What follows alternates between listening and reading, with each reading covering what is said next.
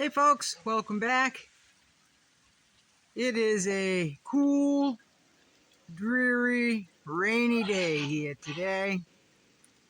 I was stuck doing a 40-hour straight shift at my job.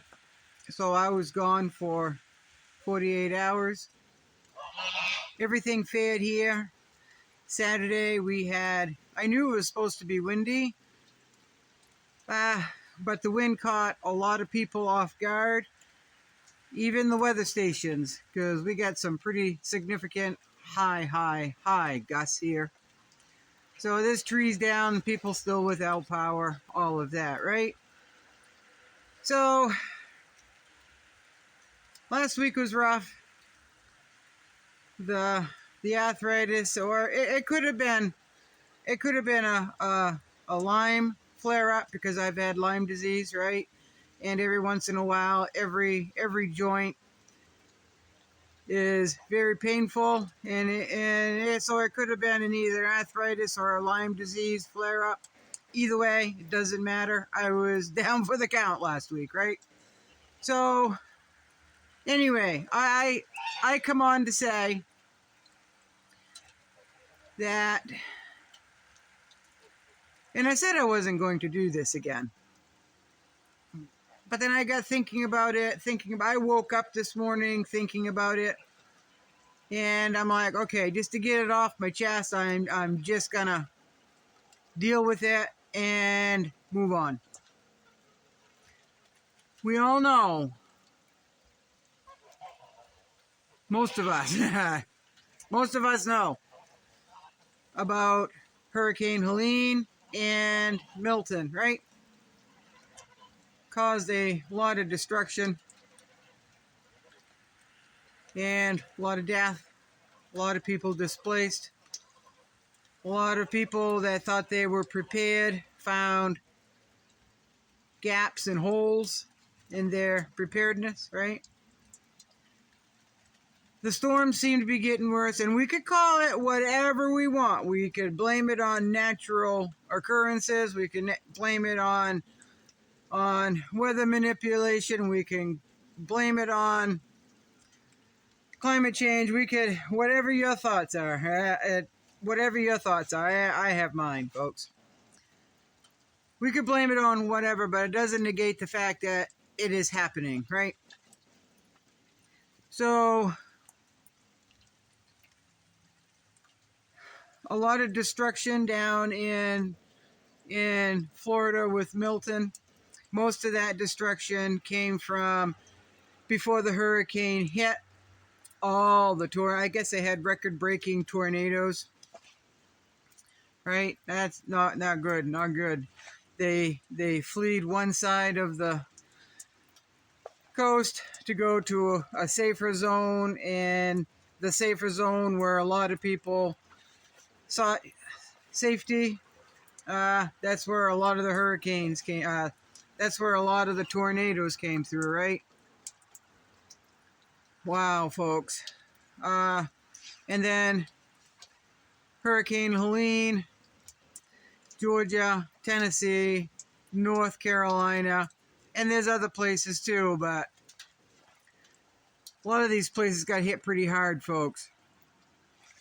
The people that live down there in the homesteading, off-grid preparedness envelope, I guess, they did a lot to help folks. A lot of people, from what I gather, were reaching out, asking if they were okay, asking what they can do to help. So there's a few homesteads that and YouTube channels that raised a lot of money and bought supplies and brought it to like this drop-off zone, right? Very admirable. Very admirable.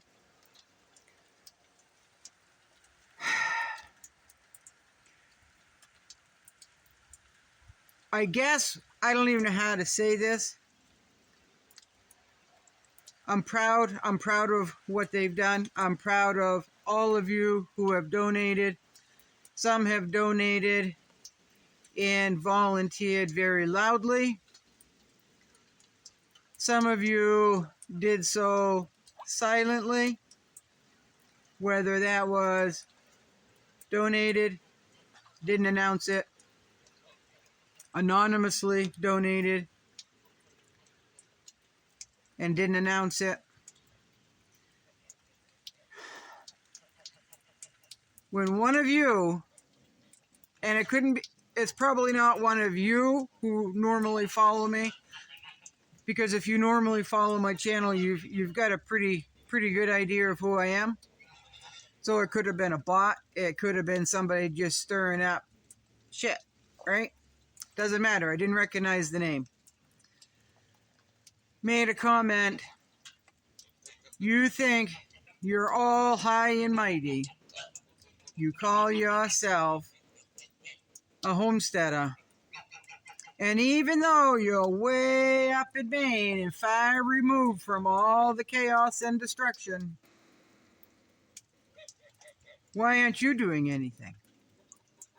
Why aren't you doing anything to help? I'm one of those people that like to donate anonymously, folks. I'm not going to say what, how much, or why I donate to any place. Anytime I have done so since my mid-20s has been anonymously. So before you all start accusing, and it was probably a bot, or somebody just being an armchair YouTuber, before you go, and because you can't follow these channels back because they don't have a channel, right? They don't have a channel. So they can sit back and feel they can judge all they want. I can ask, well, what have you done? Well, it's none of my business what anybody does. It's none of my business. And it's really no one's business what I have done. I could talk long and heartfelt about how I feel about all the destruction, loss of lives. I do want to say something, folks. Every single person involved in any of these natural disasters, however you want to put that, it happened, folks. No matter how it come to be, it happened.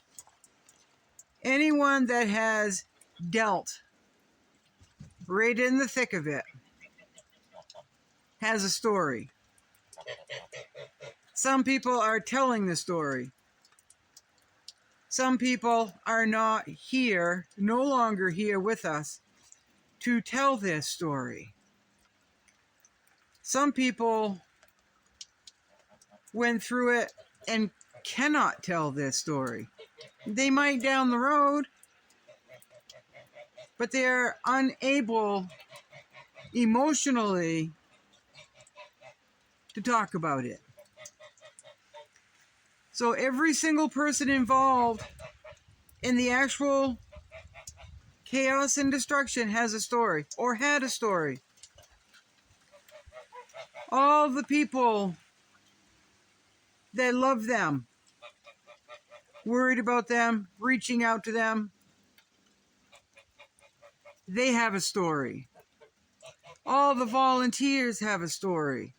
Everyone has a story. Not everyone feels compelled to share that story. But they have a story. I bet you a bippy they have a story. The donations that I have seen have been incredible. There's a lot of unknowns, right? What do we believe? What do we believe? I don't know what we believe, folks. It's what you take away from it, and how you gathered in your head as to what you believe on any of that. Do I think it's being minimized? Yeah, I do. Do I think more people in power could be a little more compassionate? Yeah, I do. But whether help showed up from the outside or not in a timely manner and what happened once they got down there, that's just word of mouth. I do not know. I am way up here in Maine, folks. I did not witness it. I don't know. I can't take one side or the other's word for it because I just don't know. What I do know is destructive. People's lives have been turned right upside down, folks. And you know what? That could happen to anyone, anywhere, whether you live in a flood zone, a hurricane zone, a tornado zone. It doesn't matter. If you are alive and on Earth, anything could happen at any time. Now, the storms seem to be getting worse. I know the weather has definitely changed up here for whatever reason. You believe what you believe. I'm not pushing my thoughts and beliefs on you. I do have them, okay? But I'm not going to push them. But the weather up here has definitely changed. The wind, we've never seen, in my lifetime anyway, or heard stories about the windstorms that we have up here. They're pretty intense. About the rainfall and the amounts per storm are nothing like I ever remember. Which brings me to this winter.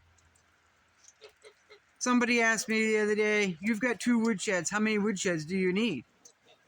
I need enough so in case we get a good old-fashioned winter with weeks of 20 and 30 below, blizzards that will bury your car for days on end, I need enough wood to burn from the earliest September all the way to late May.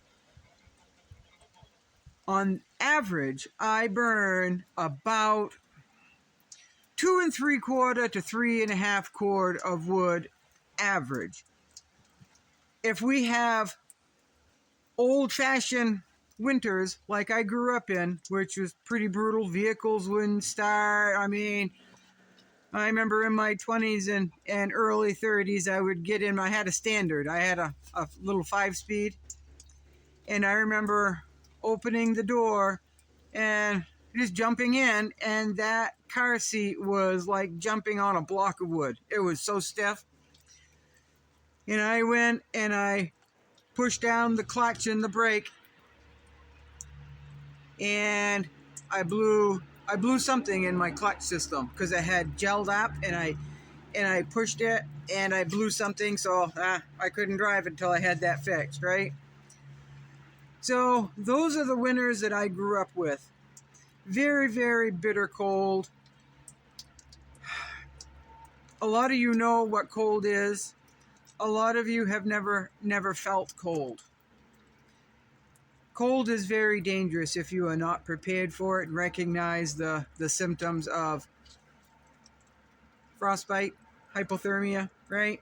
Dress in layers, all of that, right? If we have one of those old-fashioned, I call them old-fashioned because, 30 years ago, old-fashioned winters where we get 20, 30 below every time you get up in the morning for 2 or 3 week stretch, right? And then when it got to 10 below, after the cold blast, it felt warm, right? It did. It felt warm. So that's why I have more wood stored than I some of you think I need. What I don't burn this year, I can burn next year, folks. It's just less wood I have to do next year, right? I would rather have it and not need it than need it and not have it, right? Same with everything. It should be life lessons 101 with a lot of things, right? I'd rather have too much water, too much food, too much money, and not need it, and then need it and not have it, right? It's just a peace of mind type thing. You plan ahead as much as you can, but things happen. If you know there's a storm coming, they say it's going to miss you, or like this windstorm. Well, we're gonna get like 40-mile-an-hour gusts. No, folks, we got a lot more wind gusts than that. I mean, it was insane. It was kind of, I don't like wind, right? Some of you know that. And I was at work, and there's these big maple all around. So, yeah. But it was nothing compared to what everybody's been going through in Florida and Georgia, North Carolina, Tennessee, all those places that have been hit pretty hard. 60, 70-mile-an-hour wind gusts, that's nothing. Losing a tree, that's nothing, folks. I've got my house, I'm very thankful. I've got heat, I'm very thankful. I've got my health, I'm very thankful, which things are a little bit better. This cold, damp rain doesn't help the joints, but I can double my speed I did last week, put it that way. So, anyway, be good, folks.